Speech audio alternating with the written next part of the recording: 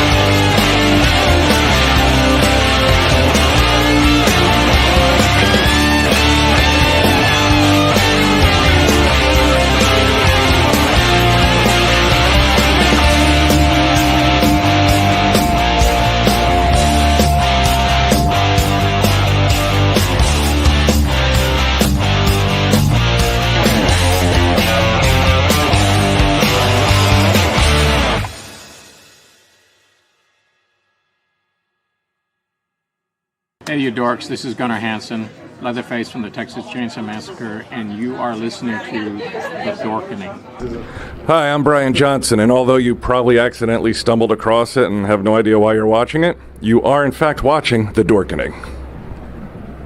Hello, this is Tom Kenny, voice actor. The voice of the Ice King on Adventure Time. And SpongeBob SquarePants. Ah, meow. Oh, Gary the Snail, too. Hey, guess what you're filling your eye holes and ear holes with? The Dorkening! Oh, I love The Dorkening. Very popular in Ooh. And Bikini Bottom. Hi, I'm Lou Ferrigno. You're watching The Dorkening. And you know what? You don't like me when I get angry, so don't get me angry. You better keep watching The Dorkening. Hey guys, this is Felissa Rose, and you're watching The Dorkening. Hey guys, it's Courtney Palm. We're shooting Death House, and you're watching The Dorkening. This is Anthony Michael Hall, and you're watching The Dorkening. Stay tuned, my friends are going to show you what entertainment's all about, baby. The Dorkening.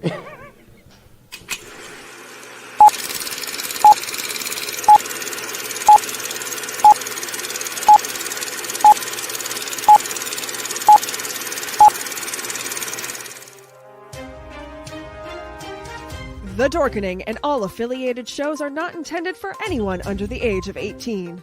The following may contain discussions or scenes that have adult situations, graphic violence, nudity, strong sexual content, and graphic language. This show is intended for mature audiences only. Viewer discretion is advised.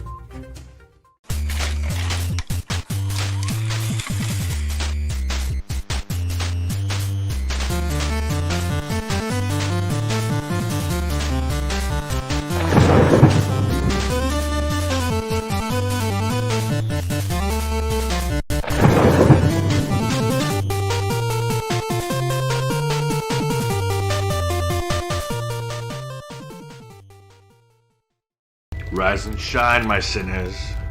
When Father Evil starts his day, he gets a little deadly. Deadly Grounds coffee has the richest, smoothest flavor you'll find anywhere. It's sinfully delicious. Once you go deadly, you never go back. Order yours at getdeadly.com. Coffee's so good, it's scary.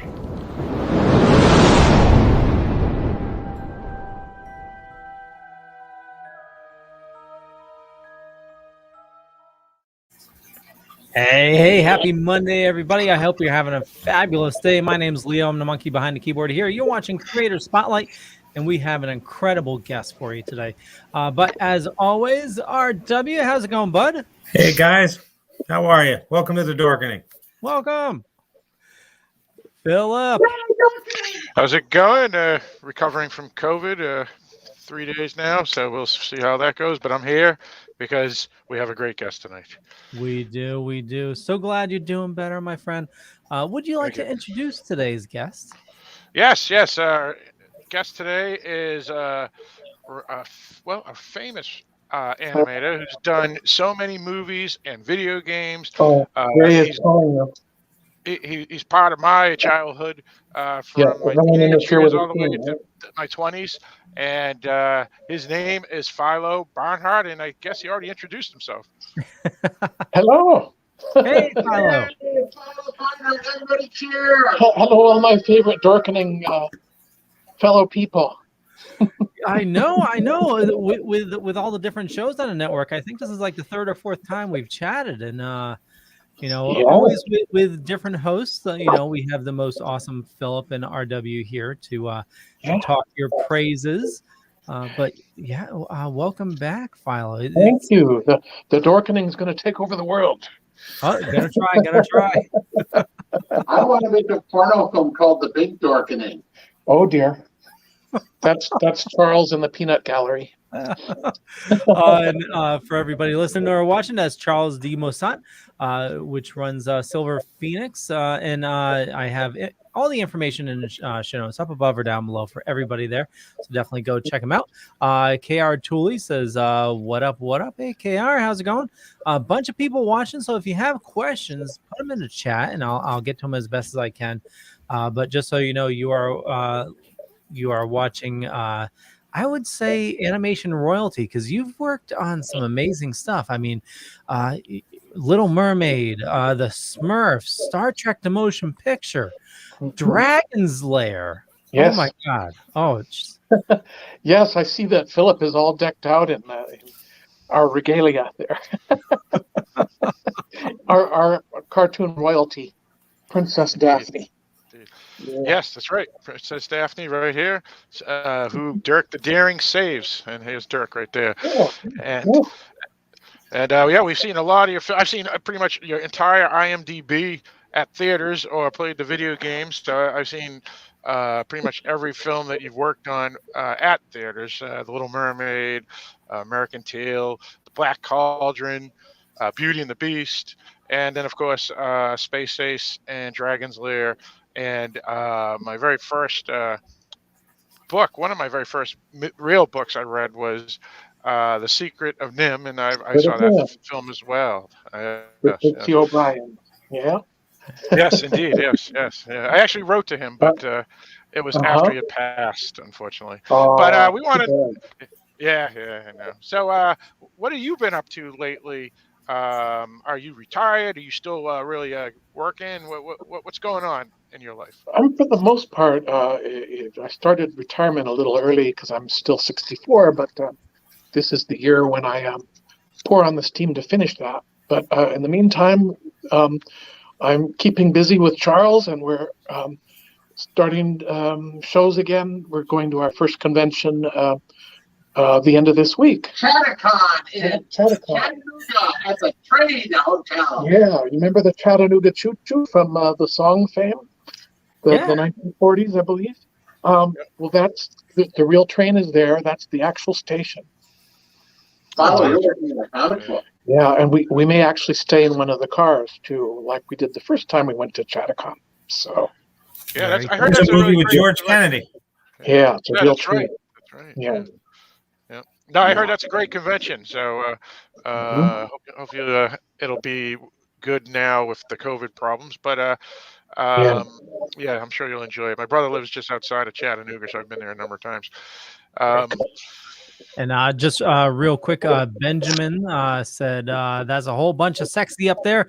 Thanks, Benjamin, from Still Token Wood. And I also put a link in the comments for Chattacon, so anybody in the area want to check it out. So KR Tooley says it's going to be good. Hope it's all good going with everybody else. God bless. Thank you, KR Tooley. Oh, and February, we're going to be in Kingsland, Georgia, during the Week of Romance weekend at a mini convention at the with the Star Trek people. Tell them about that, Philo. All right. The neutral zone. The neutral zone. They generally have fan appreciation days every month, like early in the month. And Vic Mignogna, who was the leader of Star Trek Continues, has become a good friend of ours, and he flies out there from Texas to tour people through the Star Trek original series sets that they recreated in Kingsland, Georgia, and it's just phenomenal. I feel like they're on the real Starship Enterprise. Cousin Ed. I have been to two set recreations now. The one in Ticonderoga, New York, which is beautiful, and it's more like a museum piece. But the one in Kingsland is more like a real working studio, because that's pretty much what it's been for some time. You can shoot face porno. We just spoke to Vic Mignogna, who worked on the Star Trek Continues, and he talked about it as well. And yeah, that must be awesome, being able to just like walk onto the original Enterprise. Oh, you've suddenly got into slow motion. Yeah, I'd love to go down to the neutral zone and be an extra, or an actor on one of their shows. Jeff says, "What up, guys? Hey, Jeff, how's it going?" Right, it's Star Trek: The Motion Picture. That was my very first movie. What did you work on that? I did lots of electrical discharges of all kinds, mostly generated from V'ger. If anyone's seen the movie, the V'ger is the entity that's quite massive, that's headed for Earth, and it's able to digitize things and store them as data storage within itself. And of course, everyone dies and it's turned into storage. So they're trying to stop it before it gets to Earth, but it's right up to the end, right up to the wire there. So I won't tell you in case you haven't seen it. But there's a brilliant director's cut that they did with Mr. Wise was at the end of his days, and I'm just very grateful he got to finally get the movie that he intended to make initially. But because of their insane schedule to get it into the theaters in 1979, we just did what we could, and it's still pretty remarkable what we were able to get done. But it wasn't quite the film that it should have been, and this new version is the one that I show people the most, and they're delighted with it, actually. So we also did a lot of cloud layers and things like that too, which basically static art. And the way we manipulated them was under the camera in animation. So in multiple passes, which means you backwind the film that's in the camera, and you just keep shooting it over and over again, sometimes at different percentages for lighting the artwork. I think I might have been 9th or 10th grade. I can't remember where it was in 79. I think it might have been maybe in the backseat of the car. Yeah. No, I think it might have been 9th grade, but I just remember every comic book and every magazine had the full page Star Trek the Motion Picture ad, and they had they had the one with the Enterprise and then the little boxes with all the actors in it, and then they had the rainbow one with Kirk, Spock, and McCoy, I think. Yeah. You couldn't open a magazine or a comic book without seeing one of those two ads. Right. I actually have a British poster too that a lot of people in this country haven't seen before, but I was able to get a hold of it. It's like a watercolor painting of portraits together, and it has the floor of the Starfleet, base the emblem in the middle. So, Nice. It's just amazing to think of films where used animation along with the actual live motion film to create special effects. That's just incredible. That's all we had available. CG didn't really get started until 1989, a decade later. So we used everything we could, including the kitchen sink, as it were. Tried all kinds of things. We spun things in front of a still camera to make fluffy shapes. And ultimately, we ended up using a wire hanger bent into different shapes, spun on a string, and we had Virgil Morano come in. He was our staff photographer, and do a stroboscopic, boy, there's a word for you, photograph of the wire as it was spinning, and it created this little, fluffy cloud swirl. So we took a lot of those, and then we rephotographed them under the camera, and that's how we were able to get the opening shot with that kind of hula hoop cloud. You see the Klingons approaching. Around Uranus. Oh my God. Just asking, how's everybody doing? Hey, Jeff, great to see you in the chat. Tell them about having fun with Uranus. Jesus. We stopped. He's not going to give up that one. Yeah, there's a place called Uranus in Missouri, and it's a hoot. Their billboard said, "Come explore Uranus," and so we said, "Okay, well that's it. We have to stop." So we pulled off. There was a sideshow museum which we had a blast in. The lady that took us through and then ultimately showed us the sword swallowing demonstration. Her name is Kat, and she's covered with tattoos, and she was so cool. She was wonderful. After visiting with Kat, we went over to the fudge factory. And the sign on the door says "Enter Uranus." So we just had the best time. I went through there once and I could not find a place to park out front, so I had to park in the rear. Very good. Very good. That's the spirit. Oh, geez, what the hell? Leo, what's going on there? Oh, this show's gone to the shitter. I was going to add all those things you thought were video screens in Star Trek the Motion Picture. Yep. Those are all little films that we made, and they're projected into the back of the set. Wherever there happens to be a screen, rear projection screens all over the set. Because we didn't even have real computer monitors yet, like what we're doing right now. We just didn't have that. We certainly didn't have it in our homes.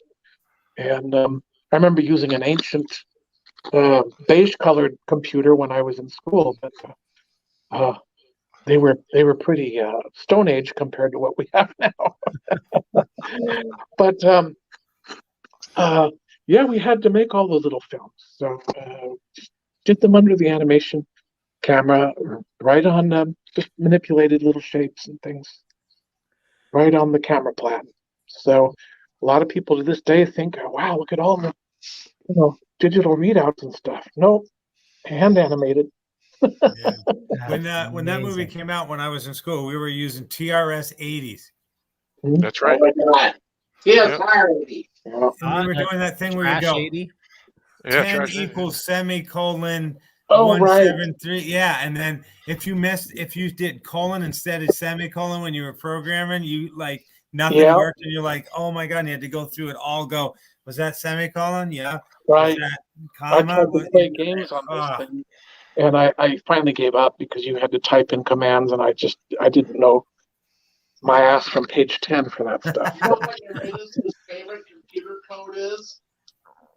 C:\compound. Just real quick, we do have a new sponsor for the network, and I'm very excited about this. Yeah. So Silk City Hot Sauce is now an official sponsor of the Dorkening Podcast Network. And so I'm going to play this. We're going to be right back. We're going to talk about Dragon's Lair and Little Mermaid. Here we go. Greetings, Spice fans. Silk City Hot Sauce is now sponsoring the Dorkening Podcast Network. Our craft sauces are made in Vermont in small, high-quality batches using locally sourced, farm-grown ingredients. Silk City Hot Sauce comes in a variety of heat strengths and killer flavors like Jezebel, Erotic Fever, Mango Madness, and Good Morning Jonestown. And don't forget our newest creation, Hot Syrup. Make no mistake, Spice fans, this is the queen of sweet heat. There's new and unique flavors coming out all the time. Best of all, right now, listeners of the Dorkening Podcast Network can go to silkcityhotsauce.com and use coupon code DORK. Not only will you get 20% off your order, we'll also throw in a free bottle of hot sauce. That's silkcityhotsauce.com. Coupon code DORK. Leo, that's not necessarily a good thing to show that. We were just talking about Uranus. You know, Charles reminded me he works with Silk City. A lot of those labels you just showed are his art. Wow. Well, Yeah, I mean, I'm 56, and I admire people like you and John Dystra and Rick Baker and all these other people who pioneered everything and used your hands and your imagination and a coat hanger and some duct tape to figure out how to, but no, because now it's all CGI, and I'm like, I don't know, I guess I'm a grumpy old man, but somebody goes, hey, did you see such and such a movie? And I go, no, I haven't. And they're like, why not? And I'm like, because I don't want to watch a movie that's 80% CGI. I want to watch something that somebody used their hands to figure out how to do this and stuff. And that's why I gravitate to the movies, you know, back in the day. And, you know, what you guys did with nothing, like we had Jerry Rees on the show who did the special effects for Tron. And it's like, you know, you had to figure out how to make this stuff work. I know Jerry. Yeah. Yeah. Mm-hmm. And, For many years. I'm sure you must know Daryl Rooney too then. I do. Yeah. Yeah. Mm-hmm. So Daryl and Jerry and I became friends in like 2012 or whatever. We've been pretty good friends ever since. But just the fact that you guys figure out a problem and you're like, okay, I got a sheet, I got a rubber band, I got some twine, and you figure out how to make the effect work. Where now, you know, it's all computer, and there's, you know, I mean, that takes some talent, but it's pushing some buttons. And after you've done it a couple times, you can kind of, it's old hat or whatever. So I admire people like you who had to figure this stuff out. There's something to be said for the organic quality of doing it by hand, which is precisely why I was such a huge, and still am, a huge fan of Ray Harryhausen. Yes, Father of modern special effects. But yes, speaking of Daryl, did you ever see his animated titles, end titles for Harry and the Hendersons? They were just amazing. I mean, I probably have. It's been a while since I've seen that, but yeah, in 2012 I went to the Tron 30th anniversary out in LA and got to meet, you know, all those guys, Bill Croyer and Richard Taylor and Harrison Ellenshaw and Reese. You know, They're all people friends. What's that? They're all friends.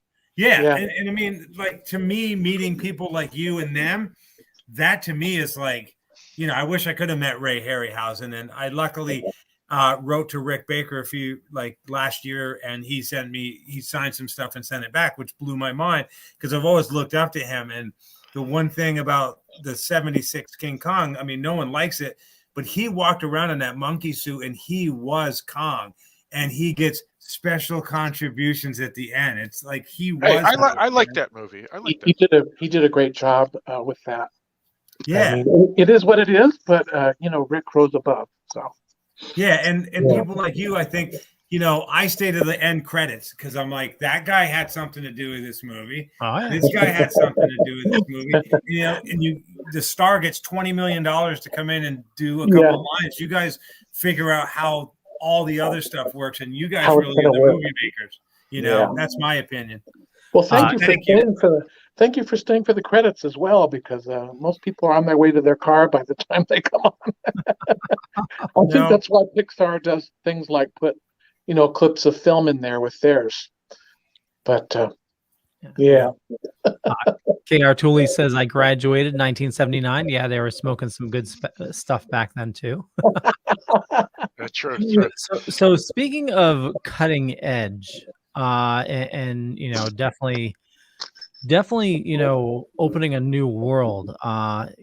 Dragon's Lair, and I know Phil wanted to definitely Dragon's get into Lair. it. Oh my god. I remember when this game came out, and it was just so mesmerizing how. I mean, we're used to like Atari, and I don't think even Nintendo was out then, right?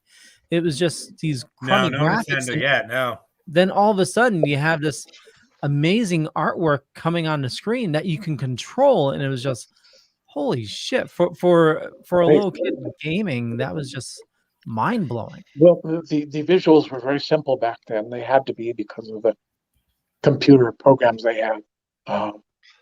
Very simple, very crude by today's standards. But now, of course, you can move through the scene in real time, and you know, people take that for granted. But at the beginning, we had to be very careful. It was also the first one to be powered by Laserdisc. That's right. Yeah, which would get very, very hot. I had one of those top-loading machines, and I pick up the disc, and it would burn my fingers. Yeah. Oh wow. It's probably off, Charles. But I'm showing you. Yeah, this is the miniature that. Oh, nice. Their name is blanking out on me right now. But no, it's not. It's not charged. Oh, it isn't. But it's actually playable, or is it? Or is it on? Yes. Yeah, it is. Oh yeah. Well, it might actually start in a minute. Hang on. How cool is that, guys? That I is need one of awesome. those. I got mine right here on my cell phone. It has a miniature. Is that Arcade 1-Up? Is that the company that made it? Wow, it has the joystick and everything. That's awesome.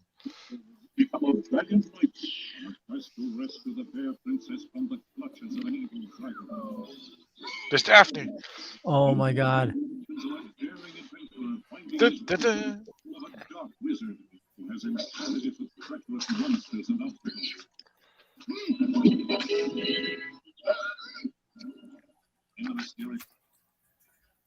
It's amazing. Yeah, I'm just going to do just one.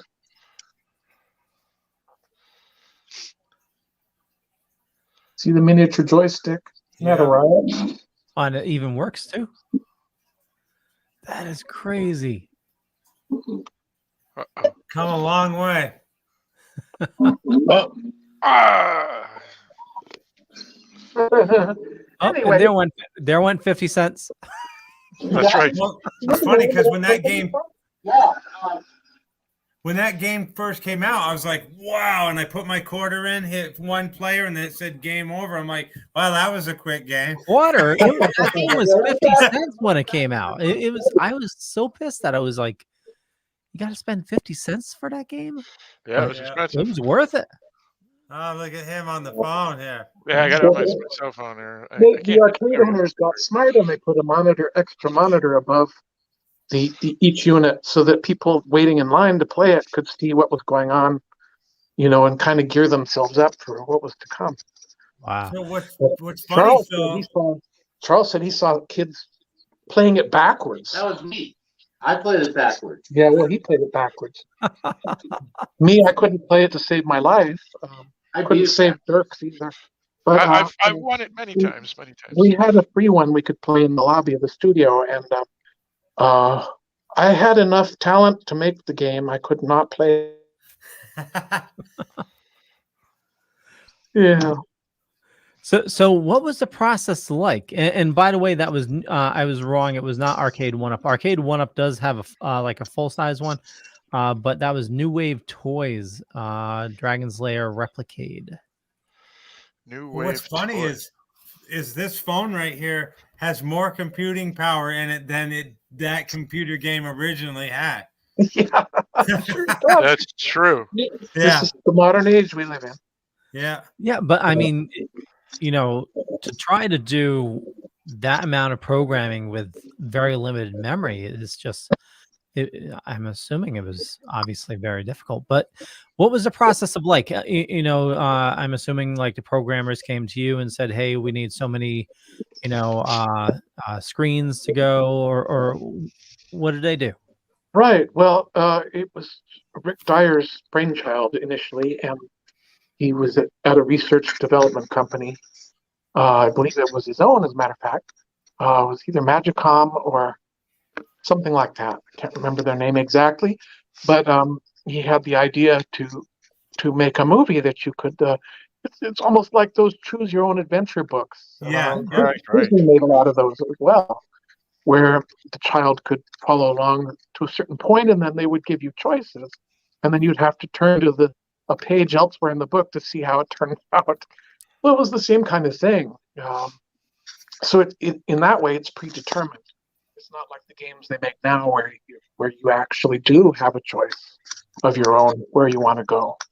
And I imagine you get killed a lot too. But yeah. It was his idea to finally use this new technology on Laserdisc, and to create chapter stops and starts and so on. The way they coded the disc, and it was all on one side too, of course. Wow. The other side of the disc was just a plain metal plate, and I think part of the reason they did that is so that it wouldn't fly off the spindle. It was very fast. Yeah, those things. And but I think that also generated the heat that you felt when you opened the back up. So my first top loading machine, as I said, at home was the same way. In fact, we all bought the discs. He made them available to us, and I took mine home and just watched them straight through. And oh man, that thing was hot when I took it out. That's what she said. But he would sit down with Don Bluth, and Don would, just like he did on Secret of NIMH, he would pretty much storyboard the whole thing. It was real brilliant that way. In fact, Larry Leaker did layouts right off the storyboards that Don would do, so they saved a lot of time. There was no middleman from storyboard to layout person. It was just the two of them working together, and it was phenomenal what they turned out. But Larry did the same duty on all three games, and that's how it worked. And there was an idea that they just were beating, and it just didn't fly. They just drop it and move on. So There were pretty much the way they did it at Disney too. what was that, Philo? It's pretty much the way they do a storyboard at Disney too. They actually take a giant corkboard and they do a sequence of drawings with the dialogue pinned underneath, and they'll keep arranging it and cutting it and adding to it until it's perfect, and then, or as perfect as they can make it. And to this day, that's why the stories are so good on those early films. And Pixar does it the very same way. They may do it digitally, but there's still that corkboard in there somewhere. Now, do you have a bunch of that, like storyboards and stuff from all these things you've worked on still? Have you kept some memories along the way?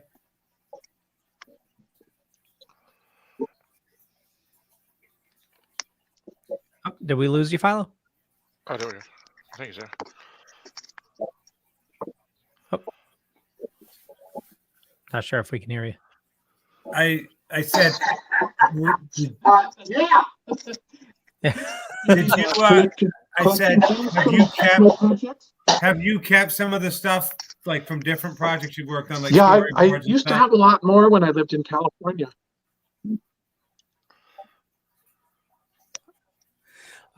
Phil, did you have any questions about Dragon's Lair before we move on to Disney? Yeah, sure. Out of all the sequences, again, it was pop. Oh, he's gone.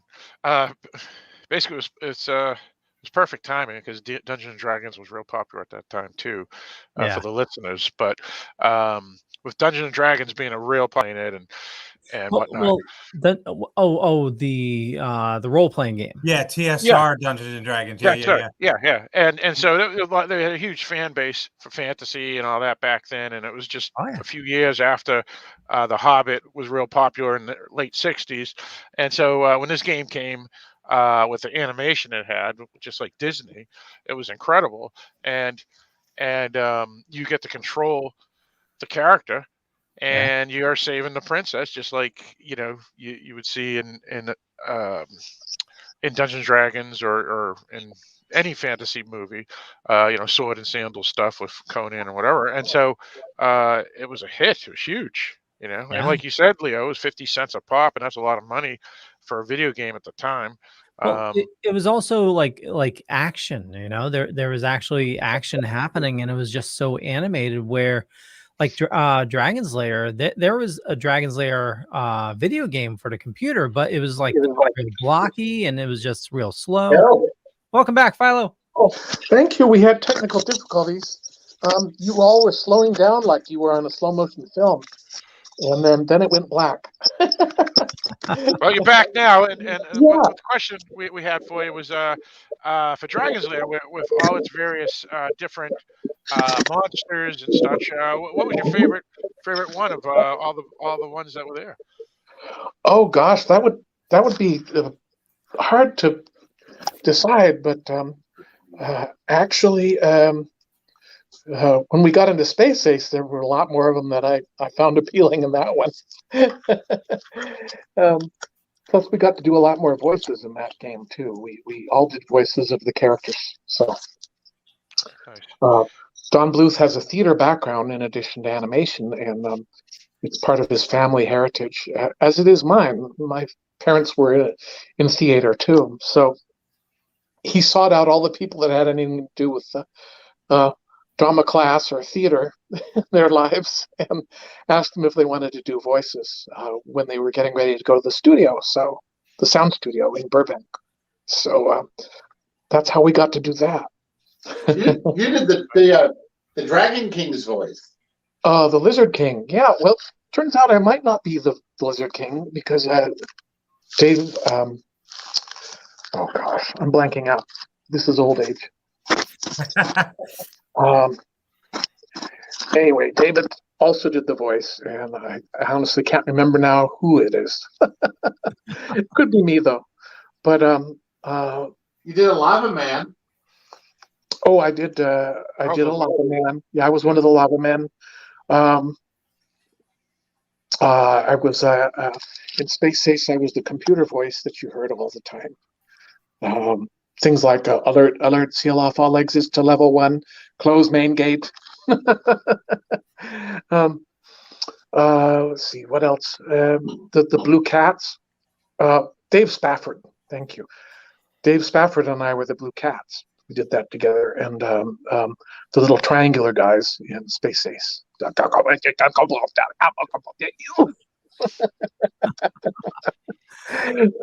But we all did Rats voices in Secret of NIMH also. Yeah. Nice.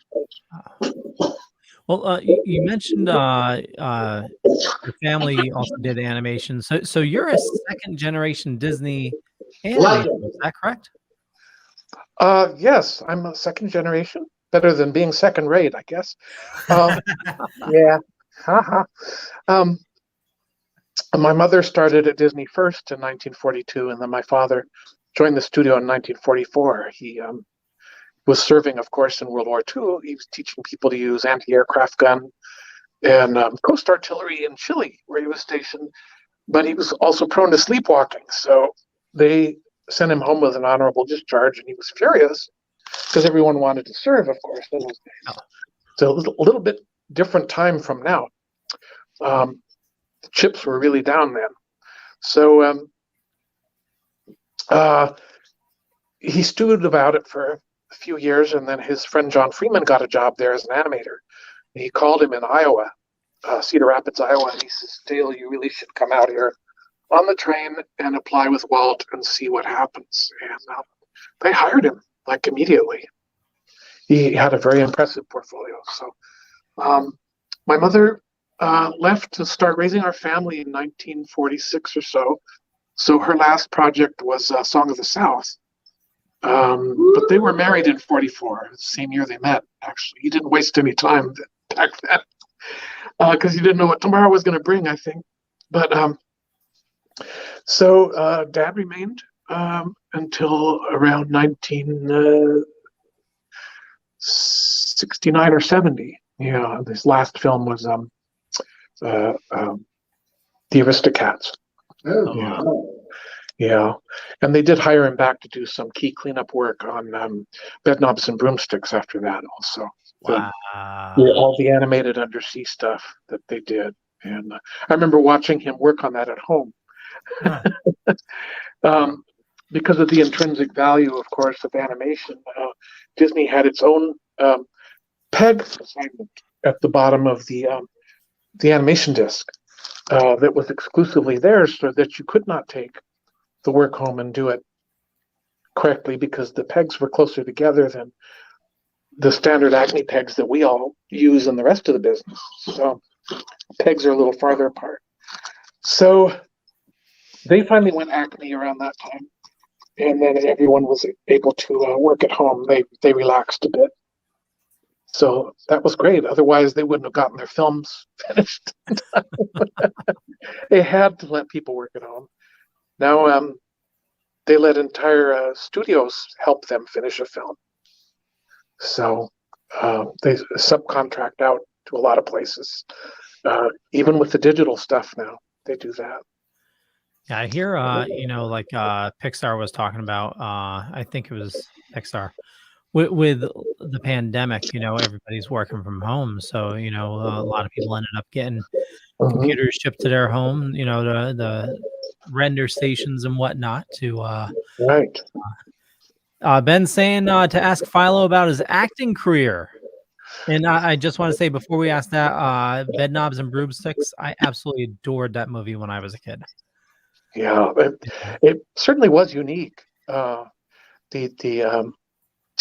idea of it being set during one of our real wars, and then the fantasy element of Angela Lansbury's character bringing all those suits of armor and things from throughout history. I really loved that when I was a kid. So talk about your acting career, Philo.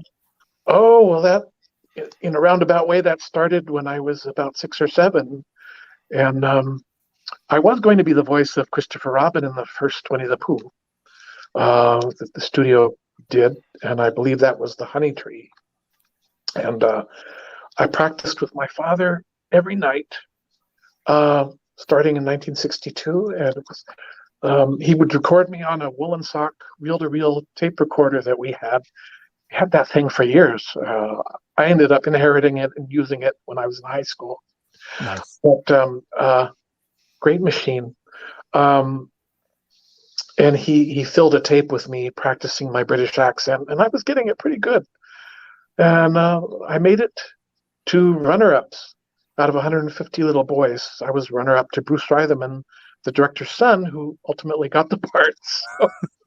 Yeah, I wonder why. You know how kids are. Yeah, right. Yeah. But Walt Disney himself knew that I was probably crushed. He was kind of hoping I would get it too, I think. He was a wonderful man. I loved him. But he asked my father if we might want to be extras instead in Let's Go Fly a Kite, which my dad was storyboarding for Mary Poppins. So there we are in our little Edwardian costumes flying a kite, and we're in a couple of shots in the same exact spot both times.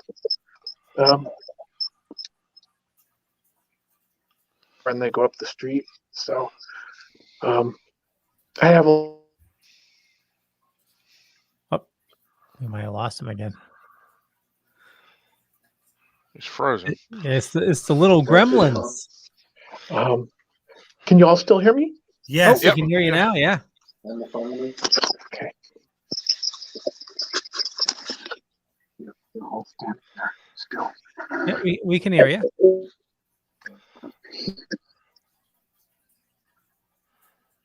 Oh, it froze up. Yeah, but as we wait for him to come back, that's amazing that he actually met Walt Disney, the man himself, right? Yeah, that's pretty awesome. Funny, It I'm must have wearing been a my. smaller company back then when he Wow, you know, really bad parents, both his signal around parents. here. Oh, I think we got him back. Yes.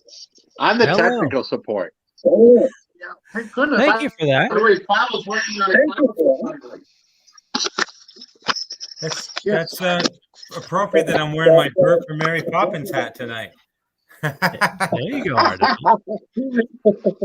Yeah. Yeah. Well, from there, didn't do much of anything, just drama in school. You know, stage work, stagecraft, a lot of that. Didn't so much appear in the shows. I was backstage or building the sets and so on. In fact, building them with my father semi-professionally when he was working with the Melrose Theater Association in Los Angeles. He designed 40 productions for them in 17 years. Can you believe it? That was a lot of work. Sure All was. the set designs that he did. And he won the Theater Critics Award in 1970 for that. But digressing, when I got to Bluth's, then he put us to work doing, you know, extra voices, all the rats, the extra rats and so on. In 2004, I got to be in a low budget movie. It just kind of accidentally fell in my lap. They lost the actor that was going to play the lawyer to my friend's character, and it's a film called Charlie's Death Wish, and starring Ron Jeremy. Believe it or not, mainstream role. He played a police detective. He was very funny, but he's a pretty good serious actor too. And I found that out by working with him that night. They kept saying I was getting made up and getting my suit on and everything, getting ready to go out on location, and they said, "Ron's ready for you now, Philo, anytime." I said, "Ron who?" So when I realized it was going to be Ron Jeremy, I almost fell over. Don't touch me there. Oh no. No, he was on his best behavior. He was very funny. He was making me laugh between takes, and I was still laughing when the director said action. So he got a little peeved with me that night. When you popped away, Philip was talking about, you know, growing up knowing Walt Disney. That must have been a trip. Yeah, well, I remember him as a child would, of course. I was just in awe of him to the point where I could barely speak. But yeah, I remember him clearly. Yeah, he wasn't nearly the scary person that some people imagine him to be. I think the list of people who met Walt are getting smaller and smaller nowadays. Yeah, it is. It's very true. But I mean, and I want to know what this whole Kurt Russell's name on a piece of paper is all about. We may never know. I'm not sure what that story is, but I can tell you he was a man with vision, and those people, not unlike Don Bluth, they know what they want. So if you mess up, they're going to let you know. Yeah. So I think he got a bad rap for that by a lot of people who misunderstood him, but he was just interested in getting the best quality out of every film that he could. Yeah. Yeah. Well, I mean, if it's one thing, Disney was always known for quality, you know, it's just, right. Yeah. And I mean, look, films you could safely take your entire family to as well. Yeah. And live up to today, you know, it's just timeless. What do you think if he were around, he would think of what Disney has become now? Do you think Well, I don't think it would have been allowed. I think there would have been a reasonable amount of the new stuff, but he would have kept the hand-drawn animators. He wouldn't have made a lot of the changes they made at the theme parks either. Yeah. So Yeah, that's more of a cash grab than Yeah. aesthetic. So Yeah, I hear a lot of people talk about this used to be, Adventureland or whatever. This used to be this. And I'm like, wait, what do you mean used to be? And they're like, oh yeah, they took that all out. And I'm like, so that means I could never go to Disneyland and see what it was like in the 50s because they've taken a bunch of stuff out, which to me, I'm like, why would you do that? So yeah. Well, also, it's been priced out at a range of, before I remember growing up, we weren't well off, but, we were able to go to Disney World, just like once. But nowadays, the price, people not making so much, just they're priced out of it, Yeah. It's just insane. And I hear they raised the price because it was getting too busy. Well, they started this new, forgive me, asinine thing called Genie, where you have to pay extra to get on the rides faster now. Yeah, there's no more fast pass. And I thought, which ass thought of that idea? But that's a clear cash grab. Yeah. I remember as a kid, every Sunday night watching The Wonderful World of Disney, and and all the cool stuff that they had on, and it just, I was just wondering what you would think that Walt would think, and that was a great answer. I mean, he did. But what stinks is, like, I collect a bunch of different things, and someday I'll die, and those things were important to me, but they might not be important to my kids. So they might just throw this stuff out. And then the unfortunate thing is, Walt's not here to say this is how it has to be. They're like, you don't run it anymore. You're no longer here. We're in charge, and we're going to make these decisions based on what we want to do. And unfortunately, his vision doesn't matter anymore to these people who are in charge. Gee, it sounds a little like our country right now, doesn't it? True. If you listen years ago, if you're a soldier, you will die. That's because the bastard does lie. Bastard died in the Chronicle Ball. We're going to get in real trouble now. Oh my God. Well, I think, Disney is, I think that I know there was definitely a lull in animation for a while, and then they bought out Pixar. As they buy out different companies, it seems like they're making smart moves where they're keeping the people with vision and artistic ability in control. Like, you look at what they're doing with Marvel, as opposed to like DC. DC is screwing up because it's, a lot of the suits sticking their hands in it. Or Marvel, they just found people that love this stuff and say, here, go play with the toys. Same thing with Star Wars. It's I know it's a huge conglomerate, but it's they're definitely bringing vision to life. Right. Well, you have to have experiment time. Yeah. You're running any kind of creative business. You've got to have some time for developing these things. And if it means taking it slow, that's what you do. Yeah. Speaking of taking it slow, I'm finally getting back on the comic book for Charles, Whispers from the Void. Awesome. I was going to ask about that. It's years of sitting on it. So I have the whole book roughed out. I just have to complete it now. So Whispers from the Void is about 4 ladies that call themselves Team Monster. And they call themselves that because you might consider them monsters. The head of the group, the mother character, if you will, is Idonia, and she's considered a mad scientist. Ruth is her creation. She is a flesh construct. And she's got the heart of a child, literally. Her stillborn daughter received her heart at the time she was making her. And she's like a female Frankenstein's creature. So she's very gentle and sweet and kind until you cross her up, and then she goes into killer mode, a ruthless killer mode. And the other gal is she's like a paid assassin, or an assassin for kicks, and her name is Callie. There you can see them. Callie's the one on the side there in the black. And she is a self-made vampire, meaning that she chose to be one. So she made a deal. Yeah, so she is she's the snarky one of the group. She's the wise ass. And she's constantly teasing Blythe, the little ghost girl that you see in their front there.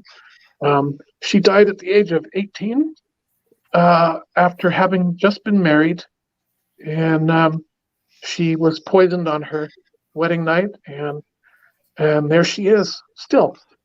So she struck up a friendship with Callie in the graveyard. They call themselves cryptmates, and Callie is always calling her Blight because Blythe has this ability to drain people of their life if she's around them for more than how long, Charles?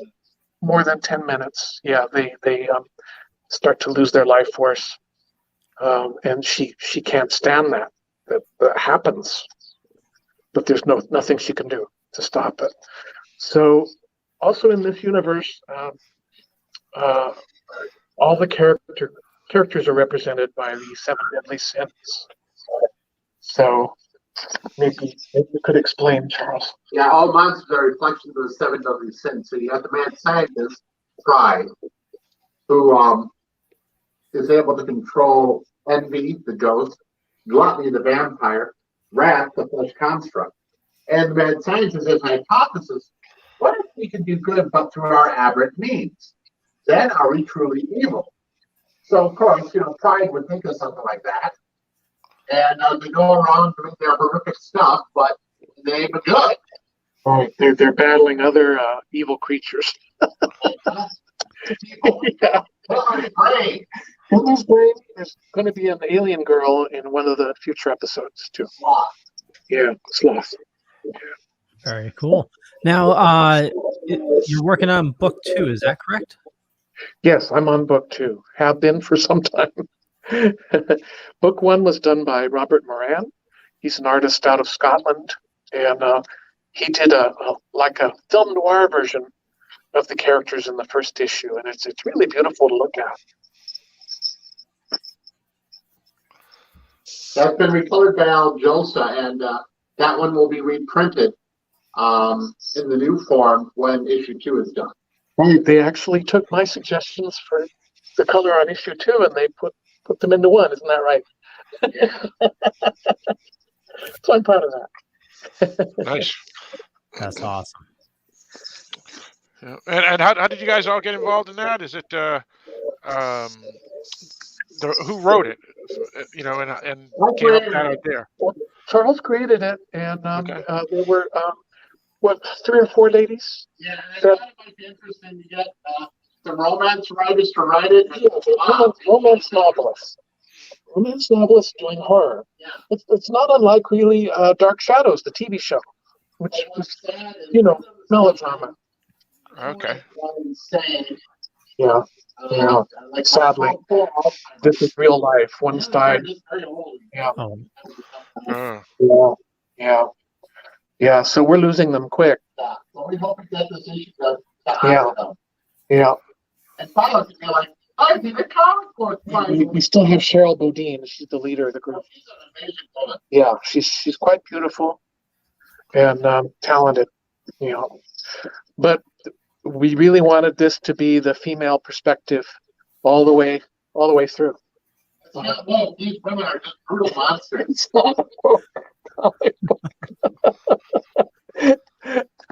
Oh my. Well, we do have information in the show notes up above or down below, depending on where you're watching or listening to us. You can learn more about that. I know we are running about on time. I want to make sure everybody got their questions in. RW, Philip, did you guys have any other questions you'd like to ask? Tacos. What was that? I have a question. Where can when people get that comic book? Actually, I mean, I know Leo, you have the up and down below, but I can't see it. I'm on the show. Oh, well, are we planning to do a Kickstarter for it? I think fairly soon we'll do a Kickstarter, yeah, and we'll let everybody know and we can let Leo know or whoever. Yeah, we'll stay in touch. And when we get ready to post it and get rolling, we'll let everyone know.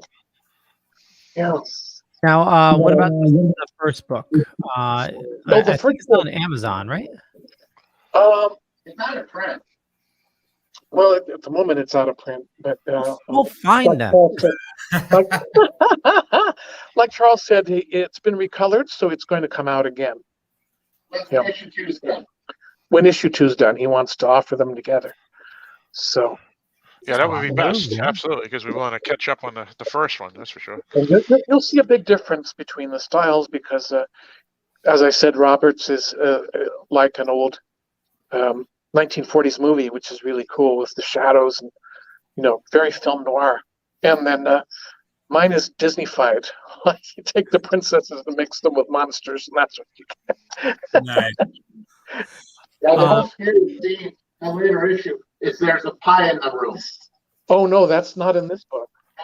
No, but we're dreaming up a killer pie. It gets possessed by something. Yeah. Eats things and Rose gets terrified, like, oh my God, run! Why? There's a pie in the room. Don't go in there. There's a pie in there. Now, and then you open up and this thing is like, yeah. Oh, it's quite hideous. Now, when work as an animator, like you're like in a slow period, have you ever thought of doing phlebotomy? Because I bet you'd be good at drawing blood. Ah, very good. I like that. Oh, I did. I literally drew blood cells. Yeah, for a fundraiser. Yeah. I laid out the blood cells for the first one, and then followed through Ariel looking very confused, like, these aren't sea creatures. Yeah. Well, we subsequently lost that version, and I had to draw them over again. So I made them a little simpler, but it sold, I guess, for good sum, and that was great because it was to fundraise for leukemia research. About $5,000. Yeah. Wow. That's so great. It's funny I also did some phlebotomy drawings for Charles' training films when he was doing those for medical professionals and also law enforcement professionals. I made comic books for the government. Yeah, they were like film strips or videos, and they would use our artwork to tell the story, and you'd have to give the proper answer or say this is false or this is true, and that's how they learned. So I thought that was pretty cool.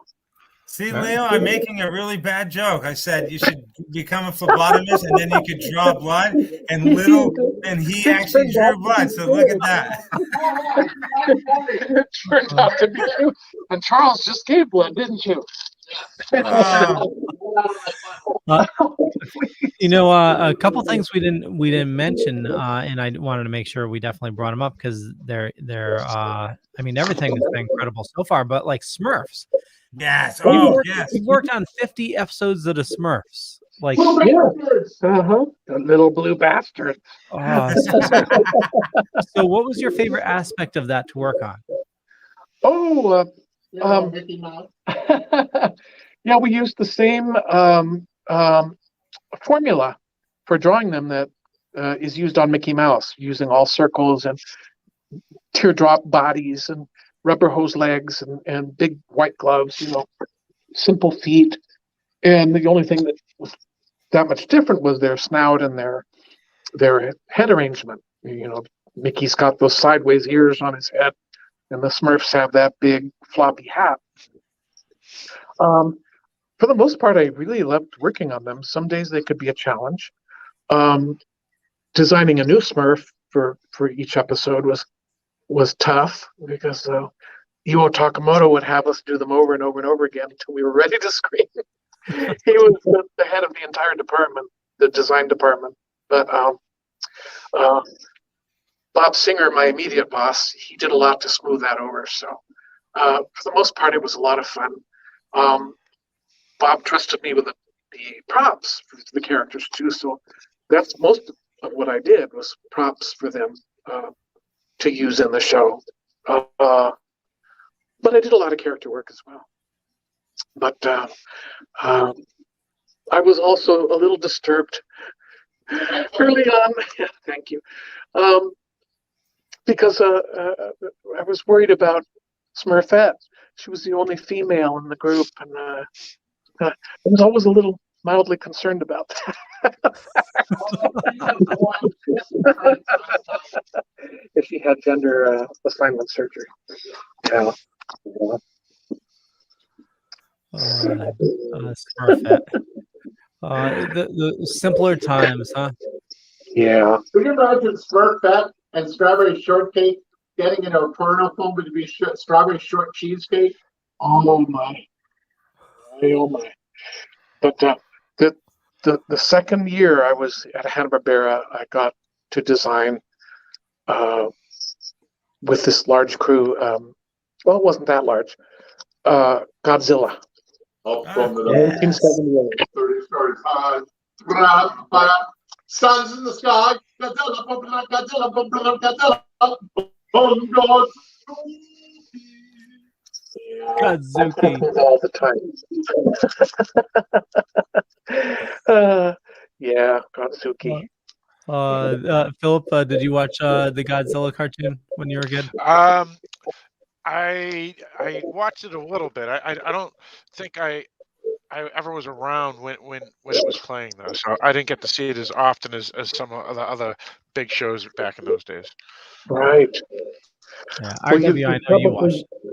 You I'm probably sure I seen one of did. them. I mean, I don't remember it all that well. Yeah, I watched all that stuff. Smurfs, and then the Snorks came on, and then Thunder the Barbarian, and all that stuff. But yeah, I think I remember the Godzilla. Might have even been like the Godzilla Hour or something. I don't remember, but yeah. Well, you've probably seen my mother's old show too, Star Trek: The Animated Series. Oh, I used to. Your mom worked on that.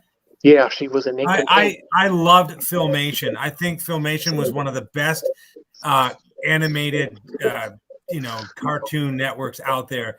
They did Tarzan, they did Star Trek, they did the Planet of the Apes. I absolutely love Filmation. He-Man, yeah, He-Man. But yeah, I loved the Star Trek the animated series. I just thought it was weird that they didn't have enough money to pay Walter Koenig, so they got the alien guy instead. It's like everybody else is there but Walter Koenig. It's like right. A lot of people don't even notice, which is kind of sad. Yeah, but yeah, I have those on DVD somewhere. But yeah, I loved that stuff. That's awesome that your mom worked on that, because I absolutely love it. Like I say, you'll see some familiar names in the end credits too. You'll see Don Bluth's name, Jeff Vedder's name, and Lorna Pomeroy's name. They were all at Filmation before they made it to Disney. Yeah, I again, my friend, if he was watching right now, his name is John, but him and I swear by Filmation. Like everything Filmation did was awesome, and I loved their soundtrack. In the background and stuff. It was like, it added to the mood of what was going on, and I don't know. I have nothing but good things to say about the Filmation Corporation. Yeah, right. Well, they gave me a break. In '84, we had a last train out party at Hanna-Barbera, and I went right into Filmation from there. And after I did, after I did Black Cauldron, then I headed over to Filmation. I was only on Black Cauldron for 9 months, but that's a good long time. But we all headed over to Filmation. They had a massive layoff at Disney, and we all went over there, and made 2 feature films for them, and then Mermaid followed right after that, when they closed their doors forever. Yeah. Now, Filmation did like 1 or 2 kind of. They were live actually action. a great place to work. Filmation did a couple live action ones too, right? Didn't they do like Jason of Star Command or something else? Didn't they? I don't know if it was Jason of Star Command. Yeah. Right. Hanna-Barbera did a few live shows too. The BB Beagle show, of course. The la la la la la la la. Banana Splits. The Banana Splits, right. and then Yeah. Then they did Adventures of Tom Sawyer, where they had Ted Cassidy playing Injun Joe, and he was the recurring villain character. He was always a different guy, but he was still Injun Joe with the scar on his face and everything. So Somebody they had just wrote Ice Shazam, Space Academy, Jason of Star Command. Was that all Jason of Star Filmation? Command, yeah, I believe so. Yeah. Yeah. Yes, Jason of Star Command. A lot of people don't remember James Doohan. Mm-hmm. And the guy from Smith was in it too, I think. Yes. But Sid Haig, Jonathan Harris. I'm a tough guy, Jonathan Harris. Sid Haig, I believe, was in there. Well, the one really cool anecdote is that my mother met Don Bluth at Filmation when they were making Star Trek, and he remembered her years later, and so he mentioned it to me, and he says, "Is your mom still painting cells?" And I said, "Oh, you know my mom?" He says, "Yeah." He says, "You should go talk to Olga Craig in Ink and Paint here at our studio," and I said, "I think she knows Olga," and sure enough, we were all family friends. So Olga and Fred Craig, and so they put her to work painting cells at home on Secret of NIMH, and she got a credit along with me. I think that's our only credit together on a film is NIMH. I think she also got a credit on American Pole. Yeah. Very cool. That is awesome. I know we ran a little late, so I'll wrap things up here. I want to thank everybody for tuning in this fine evening with our amazing guests. What was that? Something about tacos. Something about tacos. We're gonna go eat something about tacos. I missed it. It reminds me of the dude from the Muppet Show up there in the balcony. Yeah, that's Charles. What are you talking about? Boy, their asses fall off again. Boy, what about the donkeys? No donkeys, Democrats. Okay, they have to get off there. Yeah, all they have to do is just reach around each other and they can get themselves on. Oh, please, Charles. Take them anywhere. Oh, geez. This has been an absolute blast. I want to urge you definitely check the show notes. Check out, the art of Philo Barnhart. Awesome dude, as you can see here. And Charles D Moisant. We have all the information for these two fine gentlemen in the show notes. Philo, where do you like people interacting with you on social media? I can be found on Facebook under Philo Barnhart Art.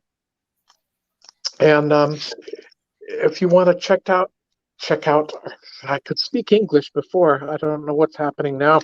If you want to check out our collective site, that is silverphoenix.net. And, I got to rebuild the site. I'm lazy. Well, he's in the process of rebuilding, but we will be back up again soon.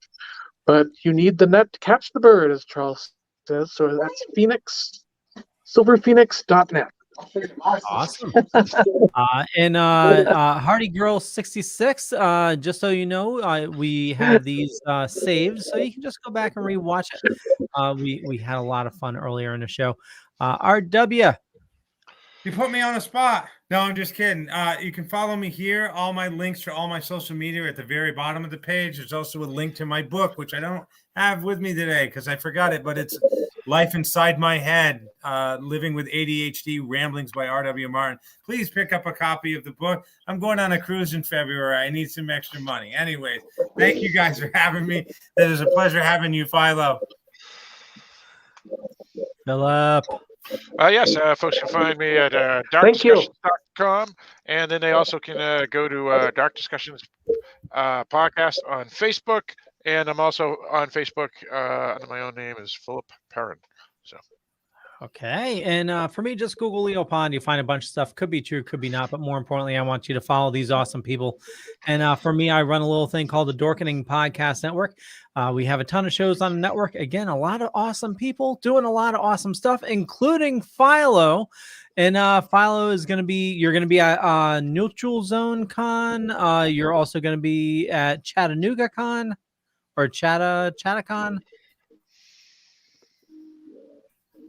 And Gary's showing March. And Gary. Very In March. cool.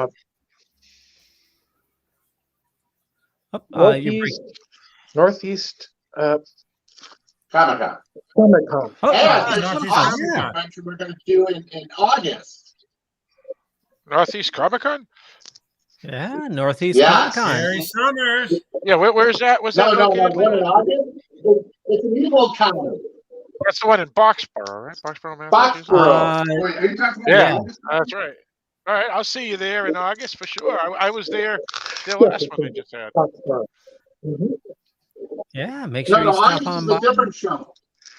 Yeah, we'll be in I'll be Foxborough there. in March. Yeah, the one in August Oh, is really March. cool. It's done by this cool guy at the horror show. All right, I'll see you in March, and I'll wear this shirt too. Awesome. With that, we'll catch you. And don't forget to follow likes to reach around. Oh, Oh he's my being gosh. naughty What? again. Back to the Uranus. Yeah. Yeah.